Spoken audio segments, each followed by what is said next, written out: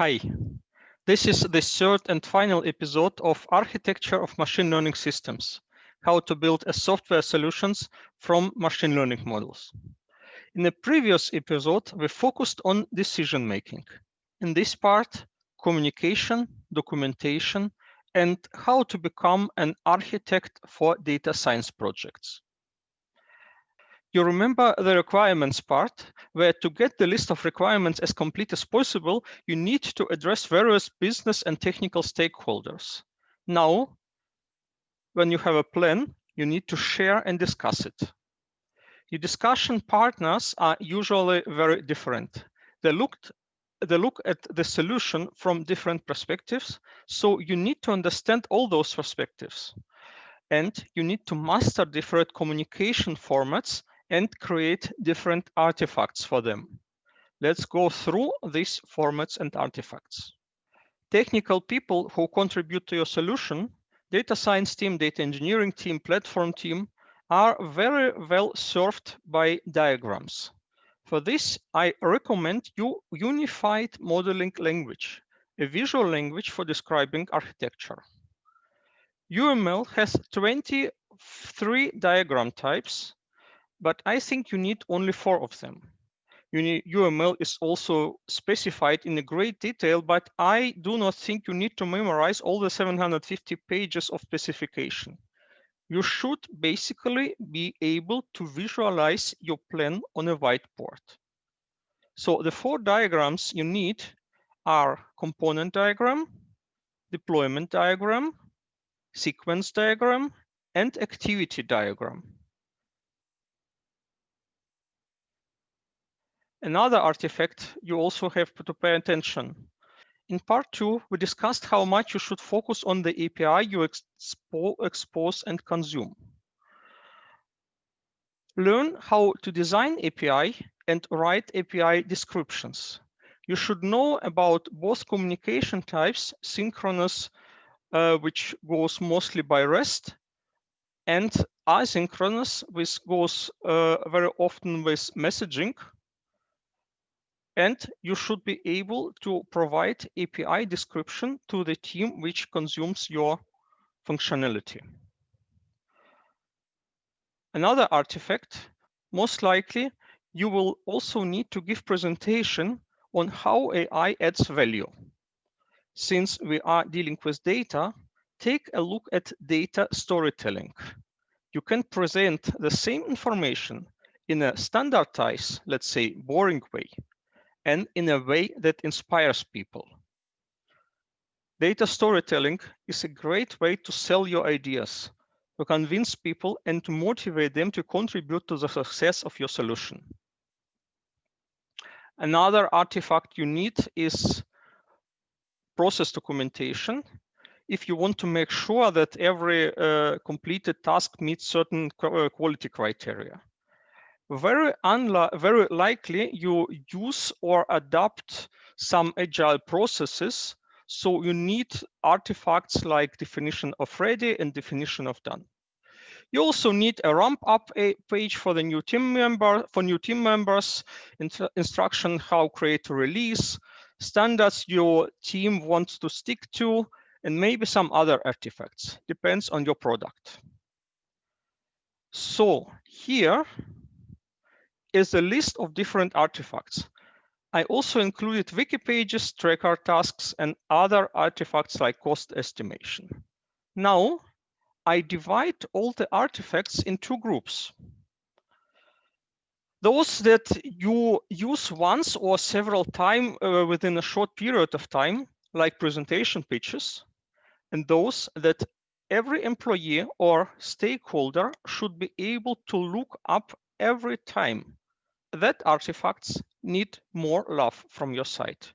You need to make them easy accessible, meaning everyone should be able to find them with a few mouse clicks and should know where to find them.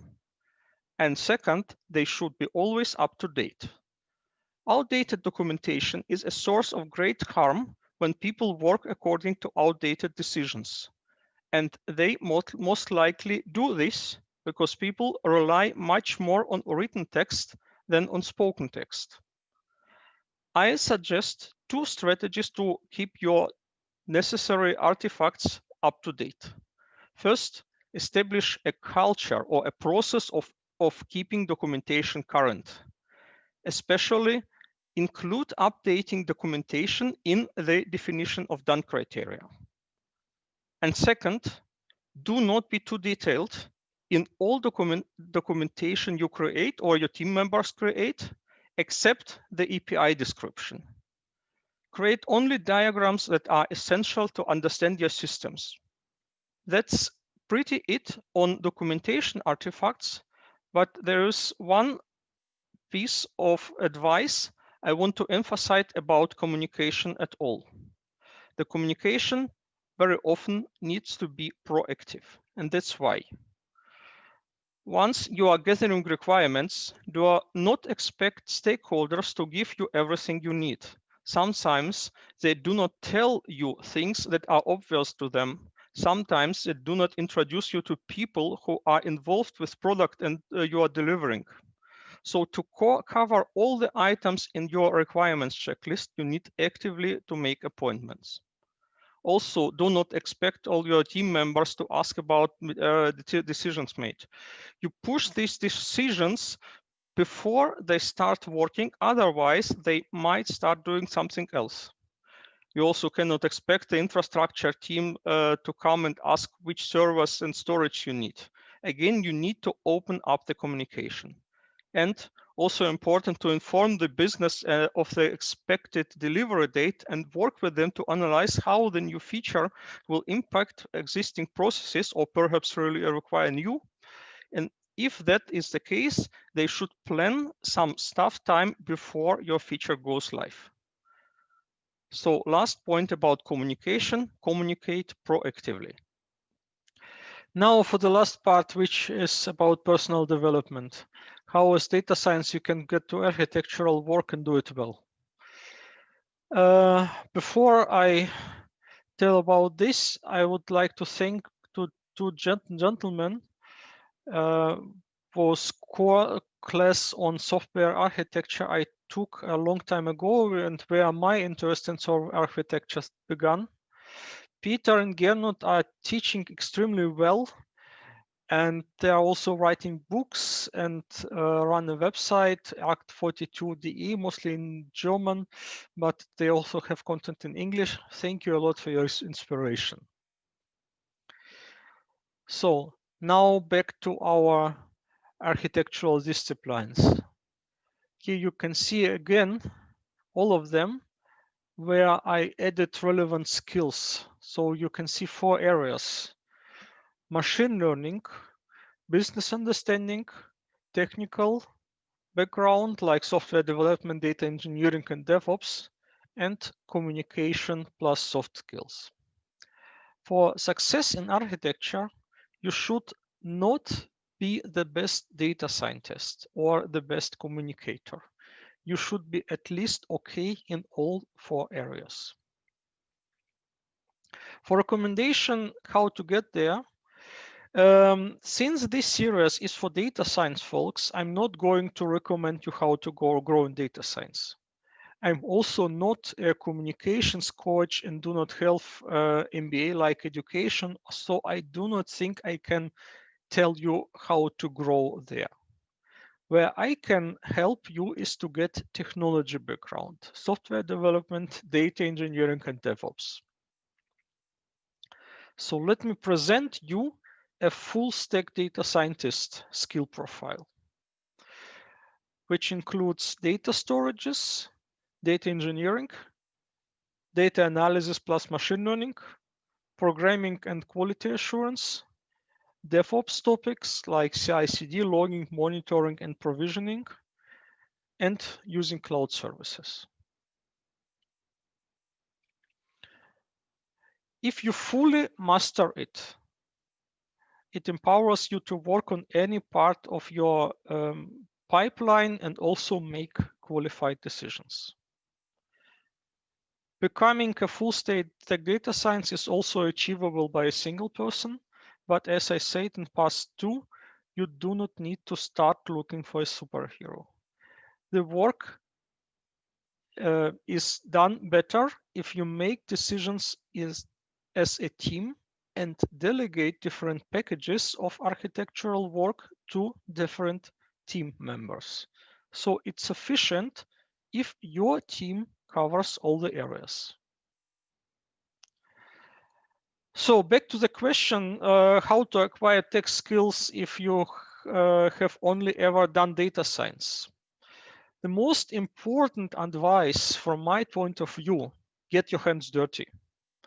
The only way to improve in all disciplines considered is to start doing, getting feedback and improve.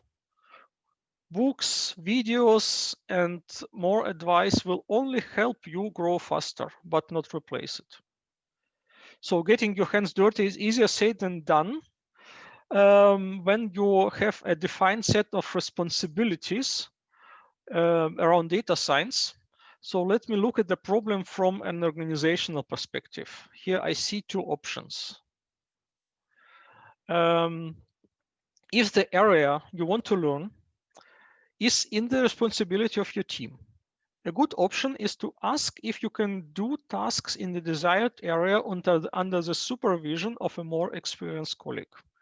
Your manager may be excited to have more people in the relevant field to avoid bottlenecks. So the likelihood is getting okay is good. This way you would get expertise and qualified feedback, exactly what we need.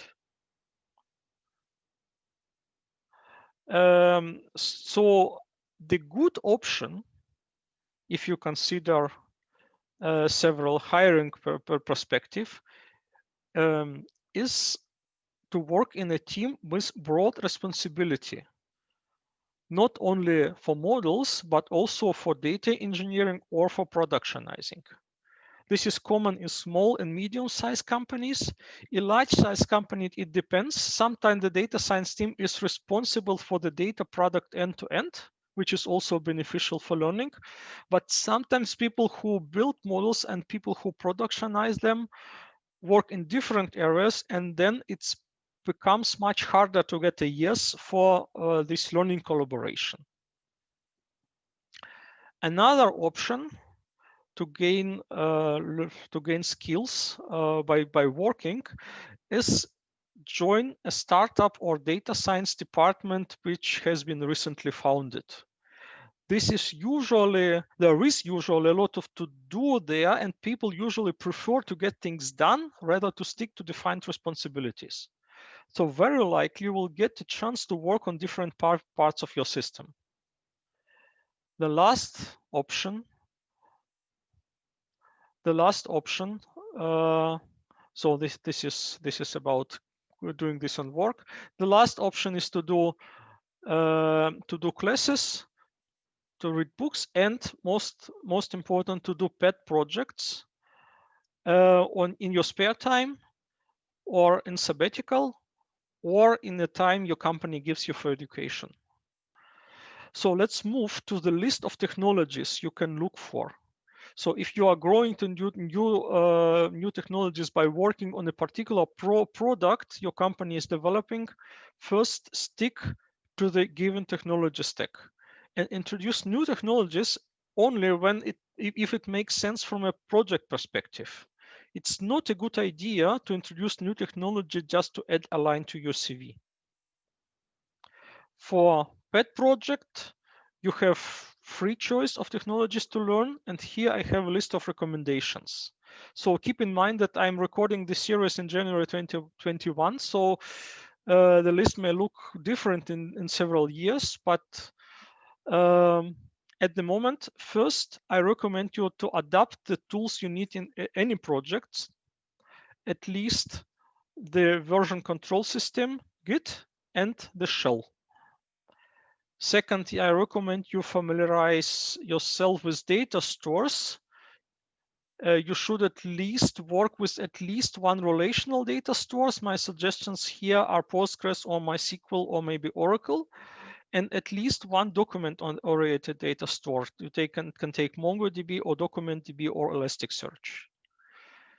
Third, since many architectures are based on microservices which expose REST API, I recommend you implementing a scenario.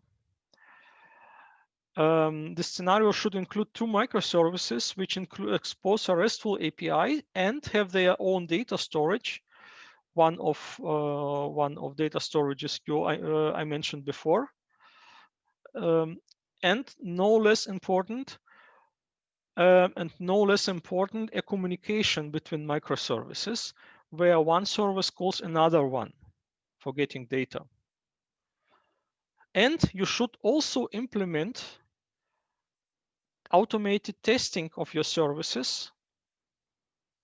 And once you have that, consider adopting a continuous integration system. Next, add containers to your stack. Start by using a piece of software locally by running it as a Docker container rather than installing it in a regular way. A good candidate would be the data store mentioned above. Almost every data store now offers this option. The next step after you run containers built by other people is to start building your own containers by packaging your services as Docker images so that you run them as containers as well. You should also do something in the cloud. You should get to know at least following types of services, at least as a service that provides virtual machines, because this is a backbone of every cloud, as a service which provides storage, either blob storage or hosted database, some AI specific service which performs image to text or speech to text or some functionality which you call just via API. And finally, a container runtime like Kubernetes where you can deploy containers you created. By trying the cloud solution, you have also DevOps tools to try out for logging, for monitoring, for scaling, and for provisioning. Two areas are still open. So far, we have implemented one of the ways to process data, which is service-based. There are two more, batch and streaming. For batch, I recommend doing something with Apache Airflow, and for streaming, go with Apache Spark or Apache Flink or AWS Elastic MapReduce. I have mentioned several cloud technologies, so I recommend you one of the three cloud providers: Amazon Web Services, Google Cloud Platform, and Microsoft Azure. Each of them has all the types of services I listed, and as a newbie you get free credits that allow you to use many services all for free on a limited basis. I recommend you to pick one of the cloud provider and do everything related to cloud in same cloud. This will make it easier. Going further, for reading, learning, and inspiration, I have a list of books, videos, and websites. I have commented on what each of them is good for. I have also put that list in the information for the video. And the very last but essential recommendation: how to grow. When you set out to learn something, don't do it alone. It's good to have a mentor who can check your progress from time to time. And by all means, become active part of a community in your company or in your city or online. Ask questions, share your progress, give presentations or write blog posts about topics you have learned and projects you have implemented. This way you get valuable feedback and find other people interested in same thing. And by working on presentations and blog posts, you will reflect on what you have learned and discover more areas to dive into, which is also very beneficial for learning. That was the last episode. Thank you for your interest in the subject, and I wish you much success.